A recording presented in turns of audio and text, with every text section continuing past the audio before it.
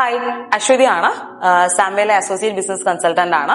ഇപ്പൊ സാംവേയിൽ വർക്ക് ചെയ്യാൻ സ്റ്റാർട്ട് ചെയ്തപ്പോൾ തൊട്ട് നമ്മൾ ഒരുപാട് ഓൺട്രപ്രണേഴ്സിനെ കാണുന്നുണ്ട്. അവരുടെ സക്സസ് സ്റ്റോറീസും ഫെയിലിയർ സ്റ്റോറീസും ഒക്കെ നമ്മൾ കേൾക്കുന്നുണ്ട്. അപ്പൊ അതിന്നൊക്കെ എനിക്ക് മനസ്സിലാക്കാൻ സാധിച്ചത് അവരുടെ ഒന്നും ഫെയിലിയേഴ്സ് എന്ന് പറയുന്നത് ഈ ഫണ്ട് ഇല്ലായ്മയോ അല്ലെങ്കിൽ ഫണ്ട് ക്രിയേറ്റ് ചെയ്യപ്പെടാത്തതോ ഒന്നുമല്ല, പക്ഷെ പ്രോപ്പർ ആയിട്ട് ബിസിനസിനെ റൺ ചെയ്യാത്തതുകൊണ്ടും പെർഫോം ചെയ്യാത്തതുകൊണ്ടും സംഭവിച്ചതാണ്. എന്തുകൊണ്ടായിരിക്കും അവർക്ക് പെർഫോം ചെയ്യാൻ പറ്റാത്തത്? ഒരു 20 വർഷം മുന്നേ ഒരു ബിസിനസ് റൺ ചെയ്തതുപോലെ ഇന്ന് ബിസിനസ് റൺ ചെയ്യാൻ പറ്റുമോ? ഒരിക്കലും ഇല്ല. കാരണം അവരുടെ കസ്റ്റമേഴ്സിന്റെ പ്രിഫറൻസ് മാറിയിട്ടുണ്ട്, മാർക്കറ്റിന്റെ ഡിമാൻഡ് ചേഞ്ച് ചെയ്തിട്ടുണ്ട്, അവരുടെ ഷോപ്പിംഗ് ബിഹേവിയേഴ്സിൽ മാറ്റങ്ങൾ വന്നിട്ടുണ്ട്, പ്രൈസസിൽ നമ്മൾ കൊടുക്കുന്ന സർവീസിന്റെ പ്രൊഡക്റ്റിന്റെ വാല്യൂസിൽ ചേഞ്ചസ് വന്നിട്ടുണ്ട്.